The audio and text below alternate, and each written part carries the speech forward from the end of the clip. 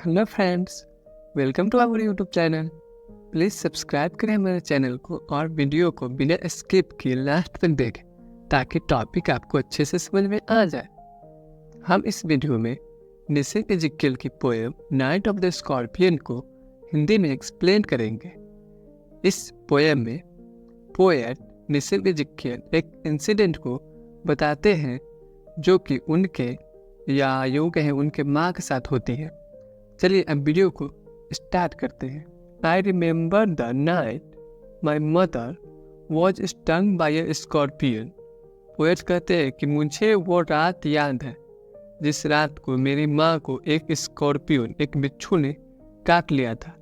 10 hours of steady rain had driven him to crawl beneath a sack of rice। 10 घंटे की लगातार बारिश ने उसे मजबूर कर दिया। किसको?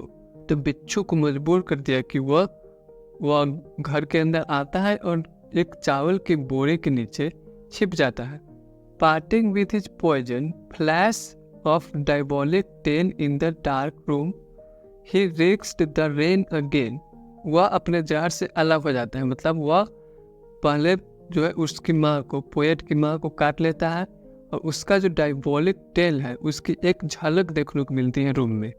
यहाँ फ्लैश मतलब हो गया झलक, डायबोलिक मतलब हो गया उसका क्रूर पैशाचिक टेल जो होता है, जो जिसमें जहर होता है, उससे वो अलग हो जाता है, मतलब वो काट लेता है उसकी माँ को और उसी की एक झलक दिखती है रूम में। ही रिस्क्ड द रेन अगेन, और वो फिर से बारिश में वापस चला जाता है। The peasants came like swarms of flies. The peasants मतलब होगा किसान, तो किसान आते हैं इस तरह से आते हैं जैसे कि मक्खियों का झुंड आता है ना, एकदम तेजी से और बहुत सारा वैसे। And paused the name of God 100 times, और भगवान के नाम लेते हैं 100 times, मतलब 100 बार। To paralyse the evil one, ताकि जो बुरी आत्मा है, जो बुरी चीज़ है, वो खत्म हो सके। या बज्ड मतलब हो गया भिनभिनाना, मतलब मक्खी की तरह भिनभिनाते हैं। विथ कैंडल्स एंड लैंटर्स, और उनके हाथों में क्या होता है? कैंडल्स होता है और लैंटर्स होता है। Throwing giant scorpion shadows on the mud baked walls, और जो कैंडल्स और लैंटर्स की जो लाइट होती है उससे क्या होती है, वो जो मड बेक्ड वॉल्स मतलब हो गया मिट्टी से बने दीवारों पर वो जो जायंट स्कॉर्पियन होता है, जो बड़ा बड़ा स्कॉर्पियन होता है, बिच्छू होता है, उसी का शैडो बनता है, मतलब उसी का परछाइयाँ बन जाती है। दे सर्च्ड फॉर हिम, और वो लोग क्या करते हैं, उसे खोजना शुरू कर देते हैं। ही वॉज नॉट फाउंड, वह नहीं मिलता है, मतलब बिच्छू नहीं मिलता है। दे क्लिक्ड देयर टंग्स, और फिर लोग क्या करते हैं, वह अपनी जीभों से आवाज़ निकालने लगते हैं। With every movement that the scorpion made his poison moved in mother's blood, they said, और वो लोग कहते हैं कि जैसे जैसे बिच्छू हिलता डोलता है, इधर उधर जाता है, वैसे वैसे ही जो जहर है उसका वो भी उनकी माँ की बॉडी में फैलता जाता है। मे ही सिट स्टिल दे सेड, और फिर वो लोग भगवान से प्रार्थना करते हैं कि भगवान करे वो शांति से एक जगह बैठा रहे। कौन? बिच्छू। May the sins of your previous birth be burned away tonight, they said, और फिर वे लोग कहते हैं कि भगवान करे तुम्हारे जो पिछले जन्म का पाप है वो जलकर खत्म हो जाए आज रात को। तो वो लोग ऐसा भगवान से प्रार्थना करते हैं। ये सभी लाइन्स जो है ये सुपरस्टिशंस मतलब अंधविश्वास को दिखाता है। May your suffering decrease the misfortunes of your next birth, they said, फिर वो लोग कहते हैं भगवान करे ये जो तुम्हारी पीड़ा है, जो डंक बिच्छू ने जो डंक मारा उससे जो पीड़ा होती है, उससे जो कष्ट होती है, वो तुम्हारे अगले बर्थ की मिसफॉर्च्यून्स मतलब दुर्भाग्य को कम करे। May the sum of all evil balanced in this unreal world, भगवान करे जो तुम्हारी जो सारी बुराइयां हैं वो बैलेंस हो जाए against the sum of good, ये जो तुम्हारी जो पीड़ा हो रही है उससे जो अच्छाई होती है, उससे जो तुम्हारी सभी बुराइयां हैं वो बैलेंस हो जाए, become diminished by your pain, तुम्हारी इस कष्ट से सभी वो दोनों में बैलेंस आ जाए। May the poison purify your flesh of desire. भगवान करे ये जो जहर है वो तुम्हारे लालच को कम करे। And your spirit of ambition, और तुम्हारी आत्मा को प्योरीफाई करे, शुद्ध करे।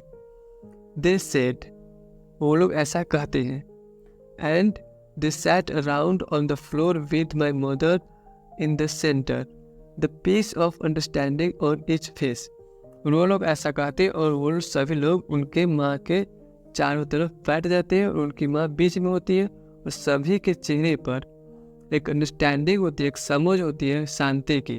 मतलब वो लोग सभी समझ रहे हैं उनके माँ के साथ क्या हुआ और सभी लोग उनके इलाज करने के बजाय डॉक्टर को बुलाने के बजाय ये सुपरस्टिशंस दिखाते हैं, अंधविश्वास दिखाते हैं और तरह तरह की बात करते हैं।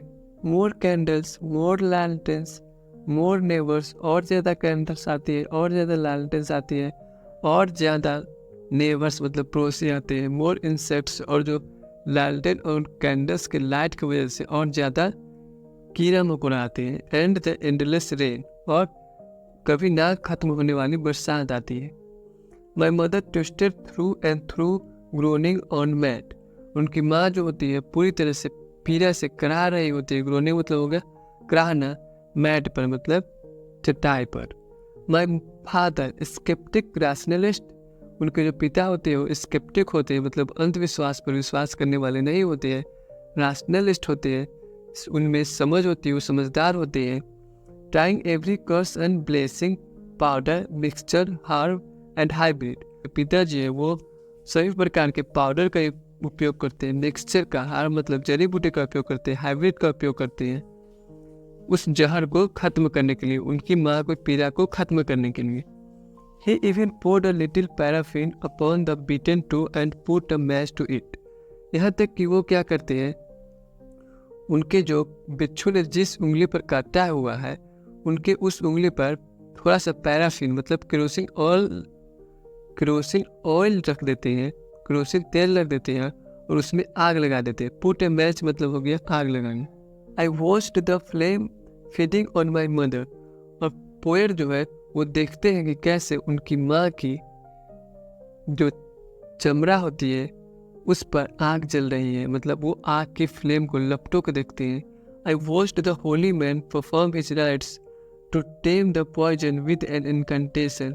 तो फिर वो एक होली मैन मतलब उनके जो फादर होते हैं उनको देखते हैं कि कैसे उनके फादर तरह तरह के रिचुअल्स कर रहे हैं, मतलब राइट्स कर रहे हैं, रीति रिवाज कर रहे हैं, ताकि उनके जो माँ की जो कष्ट है, जो जहर है वो कम हो सके। विद एन इनकंटेशन मतलब जादू टोना से, मतलब जादू टोना से उनके जो पिता हैं वो उनकी माँ के जहर को कम करने की कोशिश करते हैं। आफ्टर 20 आवर्स 20 घंटे के बाद इट लॉस्ट इट्स स्टिंग। 20 घंटे के बाद उनकी पीड़ा कम हो जाती है, जो जहर का असर होता है वो खत्म हो जाता है। माई मदर ओनली सेड, और उनकी माँ केवल यही कहती है, thank God the scorpion picked on me and spared my children. वो भगवान की शुक्रिया अदा करती है कि बिच्छू ने मुझे काटा और मेरे बच्चों को छोड़ दिया। मतलब इतनी पीड़ा होती है फिर भी वो अपने बच्चों को फिक्र करती है, ना कि अपनी फिक्र करती है। तो यहीं पर हमारी पोएम समाप्त होती है। आई होप आपको पोएम अच्छे से समझ में आ गई होगी। अगर वीडियो अच्छी लगी हो तो लाइक करें, चैनल को सब्सक्राइब करें और दूसरे स्टूडेंट्स के साथ शेयर करें। चलिए अब मिलते हैं नेक्स्ट वीडियो में।